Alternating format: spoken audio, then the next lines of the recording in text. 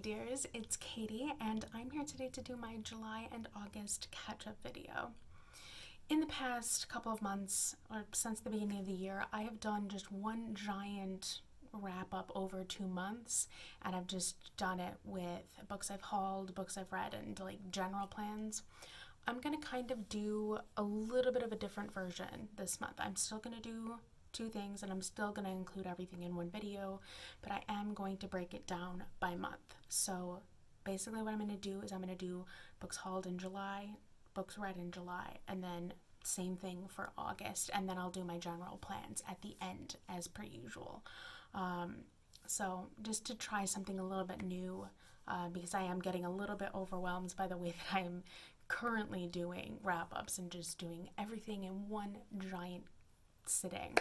So let's get into all of the things that I have both hauled and read in July. So first things first, I didn't get many books in July. I think I got 2 things. The first book that I got was The Secrets of Shakespeare's Grave by Darren R. Hicks. This is a middle grade novel I've already read, and you'll hear a little bit more about it. That follows a family who's in the publishing business, and our main protagonist, Colophon, and her family are in a bit of a difficult situation. And in the process, Colophon and one of her cousins follow a treasure map to try and find a way to save the family from destruction. It's really cute. I loved it, and I will talk more about it as we get later in the video. But then the second book that I got was from my friend Kara. She sent it to me as a gift, and that is Blood, Water, Paint by Joy McCullough. And this is all about the artist Artemisia Gentileschi, and it's one of the books that's on my Friends Choose my TBR list for this year. And the only way I was going to be able to get access to this book besides just buying it was going to the library and getting it through interlibrary loan. But because I think right now my library is only allowing you to take out books that are from your home library, I wasn't going to be able to get it. And I can't get it anywhere else in ebook format. So I was like, okay, I don't know if I'm going to be able to read this specific one. So I was like talking to Kara, and I was like, hey, why don't you pick another book for me? Or is it okay if I pick a runner-up book on this list, because I just don't think it's plausible for me to get this one this year for right now. Just like, oh, it's fine, I'm just gonna get it for you. And I'm like, okay, so thank you, Kara. I know you really want me to read this book. I am planning on getting to it soon. But yeah, those are the only 2 things that I got in July. And now moving on to all of the things that I read in July. I had a really weird reading month. I've been kind of in a semi-slump since May. End of April, beginning of May, I've just been having a hard time. So what I ended up doing this month is a couple of things. First, I read a whole ton of graphic novels. And I found quite a few that I liked, and I finished up a series I've been working on. It's just been a great time. And then I also started this new thing, which you have already heard about, and that is reading my samples, and I'm doing them in a genre format. So I read all of my contemporaries in July, and that was a lot of fun.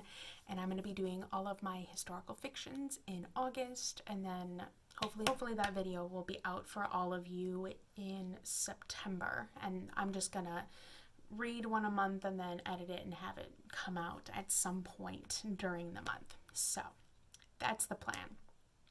And then I did read, 1 or 2 normal novels, I guess you could say. So July was weird. I was participating in a couple of readathons loosely. They didn't go quite the way I wanted them to. I might carry them over, I might not, just because my reading mood has continued to be strange the last bit. But anyway, let's get into everything that I read.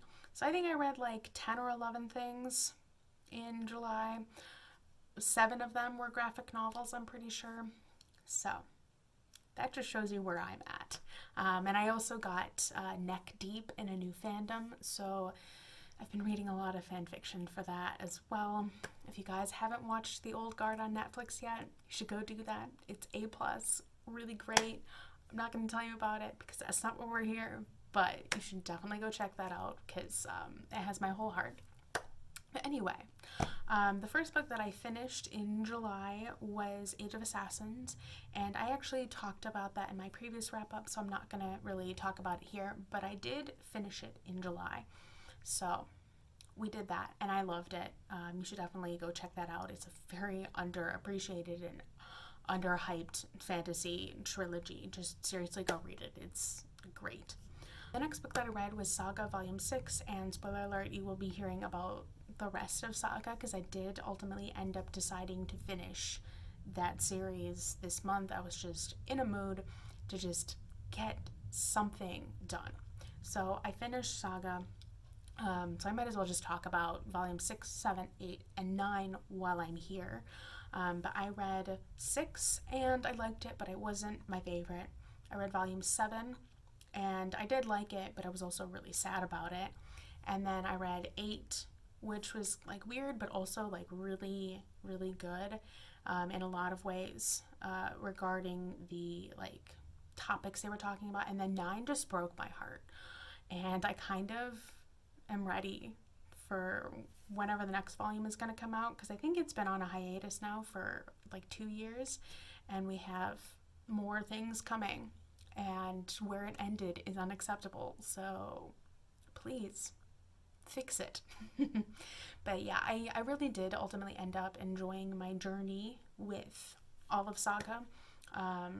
And while I did like certain volumes more than others, overall, it's a really, really fun and interesting sci-fi series, and the artwork is really lovely, and it really worked for me, so I love that. So yeah, the characters are lovable. I mean, there's just so much to love about Saga, but I can see in so many different ways why it wouldn't be for everybody. Then the next 2 books I read, because they're part of a series, were The Secrets of Shakespeare's Grave and The Tower of the Five Orders, both by Darren R. Hicks. And I read this for the All the World's a Page readathon that was going on in July, and I literally loved both of these books so much, and I want to read more of Darren R. Hicks's works, but I just haven't managed to get them yet. But that's gonna happen. He's a new favorite author of mine. I will literally read everything he writes, please and thank you. But basically what The Secrets of Shakespeare's Grave is about is, as I kind of alluded to earlier, our main protagonist is Colophon, and her family own a prestigious and well-known, well-established publishing company, and they're in a bit of a financial situation, and they are being threatened to be shut down. So the family keeps meeting and coming up with all of these different things to put in place. There's a sinister brother, uncle, fellow, of course, who is trying to get the company for himself for a variety of reasons. And I don't know, it's just delightful. So what Colophon and one of her cousins ends up doing is they end up hearing about like this potential treasure, this family myth. And so they end up, the cousin started he's been looking for this treasure for his whole life, and now Colophon is getting in on it, and it's just kind of about them finding the treasure and maybe trying to find a way to save the family business in the process. It's so much fun. It's great. I love everything about it. The characters are delightful. I love all of the Shakespeare references in every facet of form and everything. It's just delightful. It's like the kind of series that I would have devoured as a child and reread over and over and over again because it's just so much fun. I mean, even as an adult, there's just so much to love about this series. I love all of it. Just all of it. And I want just more. But yeah, it's just got there's just so much to love about it, and I don't even know. All I'm just gonna say is, like, I love it. I'm gonna scream about it forever, and I'm not doing a very good job at explaining my feelings on this because I just can't. But I really loved it, and I will definitely be trying to get myself a copy of the second one and all of his works that are to come because I just loved him. Cool. Then I ended up reading Nimona, and I loved it a whole lot more than I was expecting to. I wasn't sure what to expect going in, but it wasn't that, and I ended up loving it and having a good time with it. So Nimona ends up becoming a villain's sidekick. But then there's a lot of mystery surrounding her and her existence because everywhere she goes, chaos kind of follows. And she just has such a propensity for trouble and like making trouble and causing trouble. All the while, our main villain has a kind of rivalry with this guy who works in like a government building, Ballister, and then his adversary is Golden Loins, and I just love their dynamic so much. Excuse me while I die. Just everything about it is delightful, and I loved it so much. And if you haven't read it yet, please go read it. You won't be disappointed. It's like a perfect pick-me-up, and it's just delightful. And then I also ended up reading You Brought Me the Ocean, which is another graphic novel. It's a kind of superhero origin story, and it's all about this boy who he's trying to figure out his place in the world, but he also really wants to go and be by the ocean. And it's kind of strange because he's been told his father was killed by the ocean when he was a baby. So his mom wants to keep him away from all water at any cost. But he has discovered that he has all these markings on his body, and they kind of are enhanced when he's near water. And all the while he's going through that, he's trying to figure out where he's going to go to college, and he's trying to figure out his sexuality and feelings for people and everything. It's just great. I had a really good time reading it. It wasn't my favorite of the graphic novels I read this month, but I still had a really lovely time with it. And I would definitely recommend picking it up if you get the chance. And then I read Bloom, and that was some really cute stuff. It's literally about boys falling in love at a bakery. And that's like literally all you need to know. It's so cute. The art style is really lovely. It's kind of got this blue, black, white hue. And just overall the storyline was really cute. And there were a few things that I had problems with, but overall, definitely cute. A+. Next book that I read and finished was The Fifth Season by N.K. Jemisin. And I really, really enjoyed that book a lot. I read it for my Friends Choose My TBR challenge thing that I'm doing. It was recommended to me by Shelby. I had a really great time reading this book. It's very heavy, so it took me a long time to get through, which is really well done. It's unlike anything I've ever read before. The world building is so rich and unique, and very environmentally and science heavy-ish. It's not sci-fi, but it's science fantasy, which is a little bit of a different thing. The characters are really interesting, but they weren't the reason I kept reading. I kept reading because of the world and because of the writing. The writing is very beautiful. The plot, the writing, and the world building are really kind of what kept me wanting to read. The characters were interesting, but it's not a character-centric book by any means, if you know what I mean. I had a really good time with it though, and I'm definitely looking forward to picking up the second book at some point in the future. The last book that I read in July is The Shadows of Silence by Brandon Sanderson. This is another Cosmere novella, I think. I'm really bad at distinguishing between novellas and short stories for whatever reason, but it had more of a novella feeling to it, so I'm calling it a novella. And I can't say too much about it, except for that it takes place on a world that is not seen in the vaster, the larger Cosmere works. But it's really interesting, and it had like a medieval slash bounty hunter vibe to it. Like that is kind of the themes that were scattered throughout. So that was a lot of fun to read. And it had an older protagonist, which we love. We love to see that in fantasy from time to time.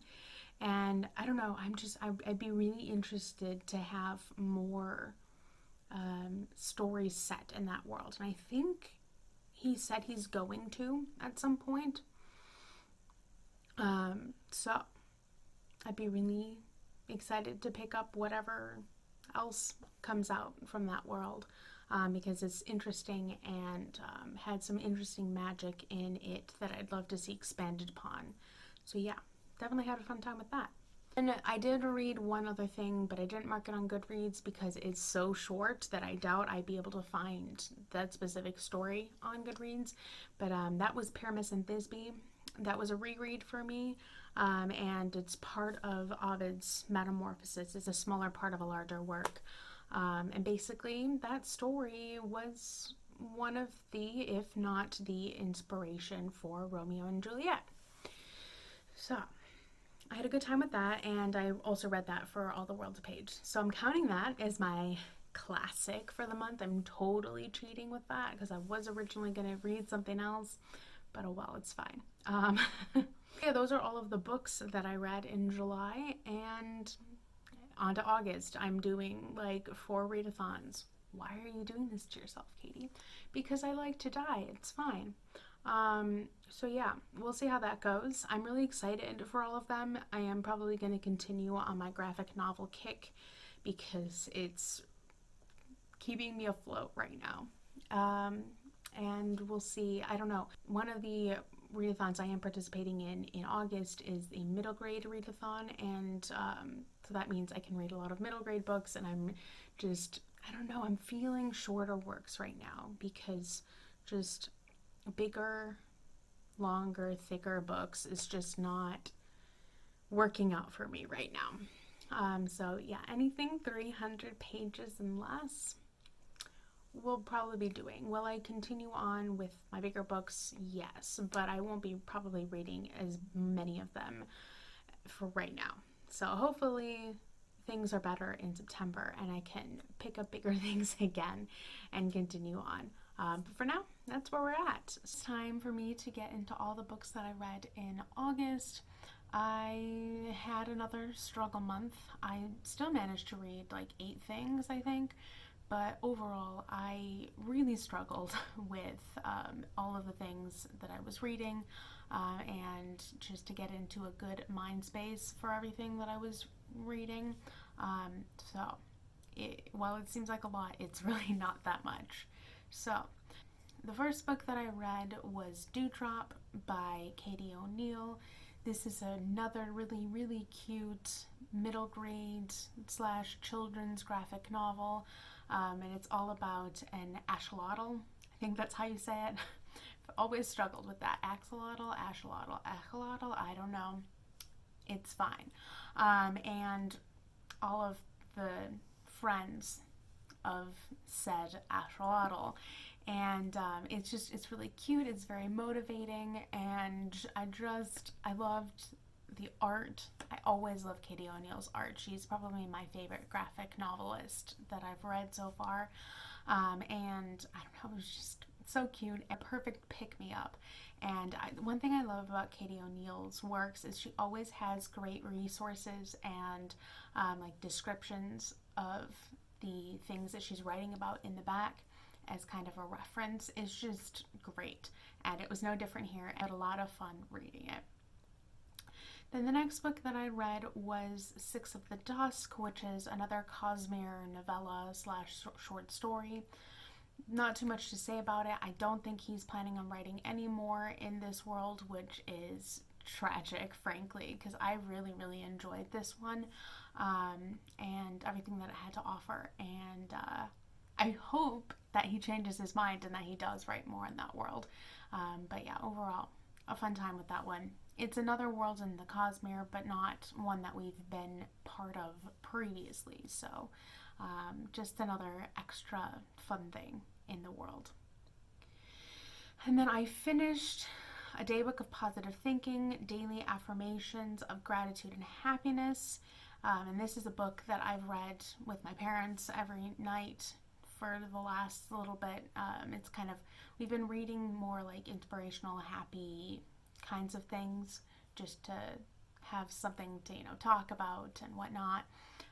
So this is a book full of pictures and gorgeous artwork. If you don't remember, I actually read this book back in 2018, I think it was.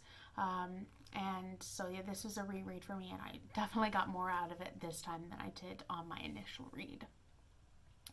And then I read Aquacorn Cove, also by Katie O'Neill, and I loved this work so much. I love all of Katie O'Neill's works, but this one held a very special place in my heart as it was dealing with the sea and conservation and all of those kinds of things, which is something that's very close to my heart, actually.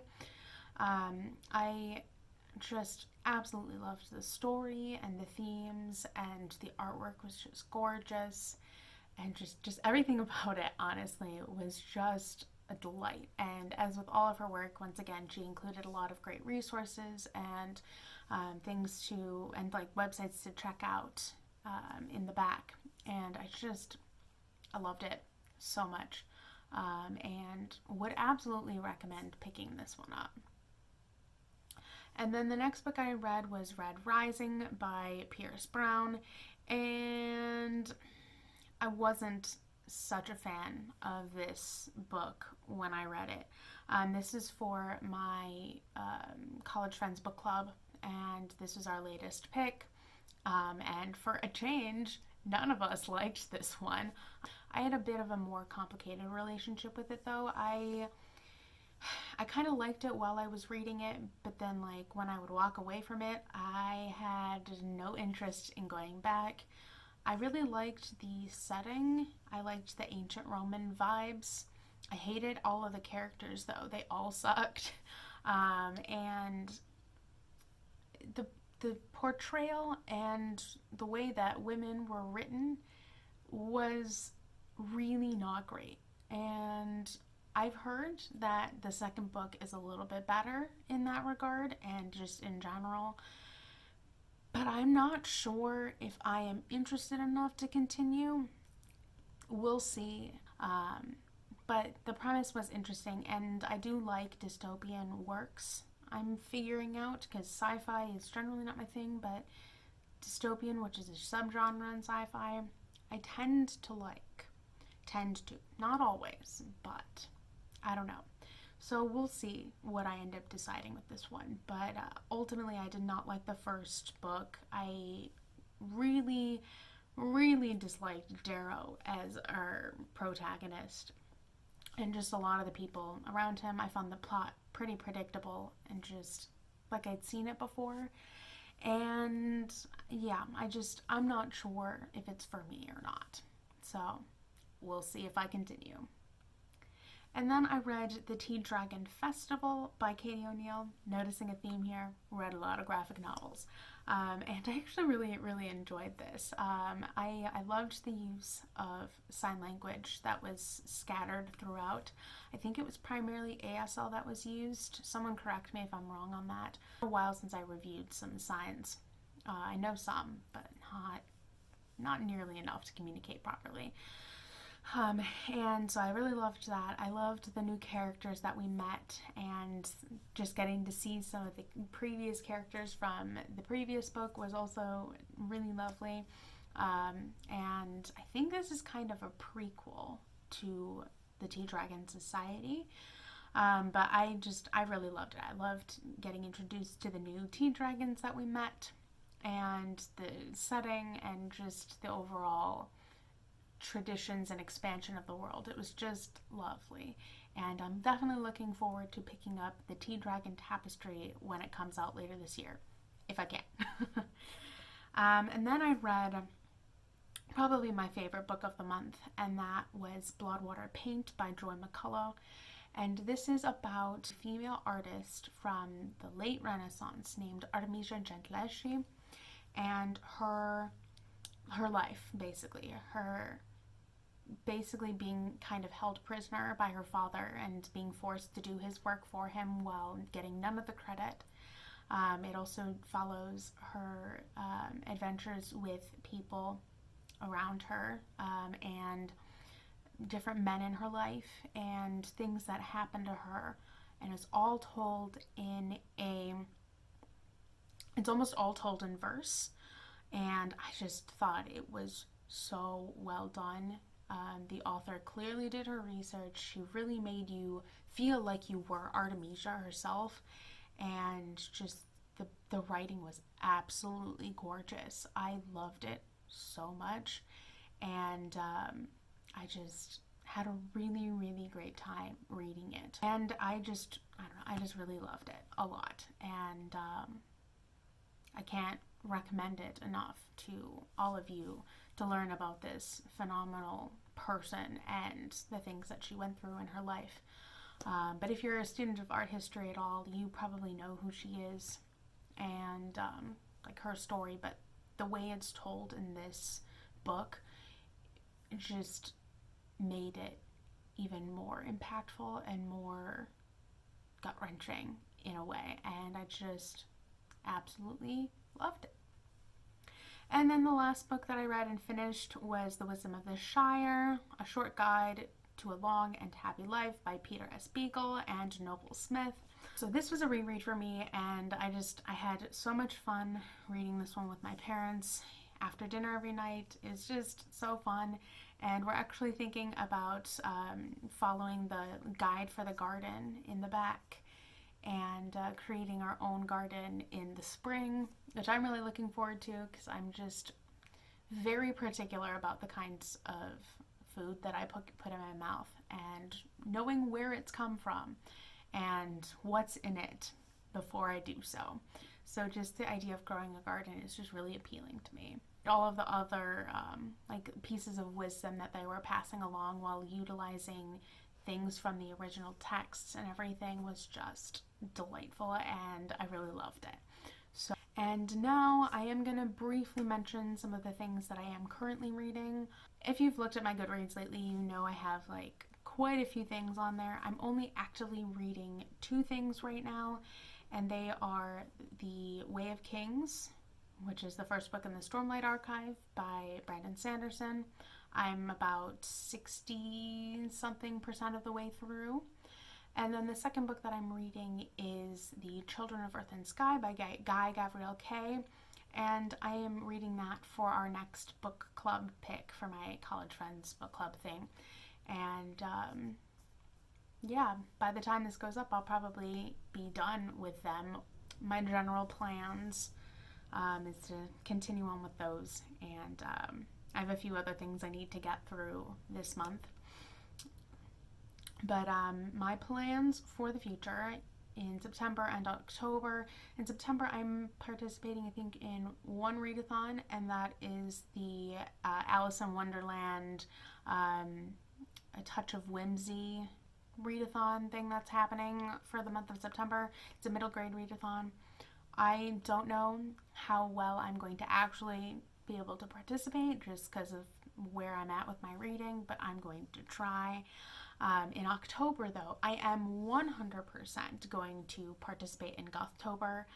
I just have a funny feeling that September will give me a rejuvenating kick that I need so I can get back to reading properly in October.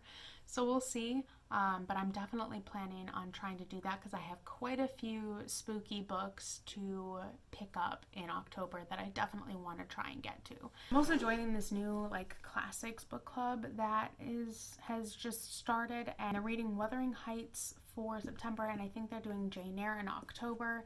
I'm definitely going to try and get to both of those and maybe some of the other ones that are coming up in the subsequent months because I think they planned for 9 months out.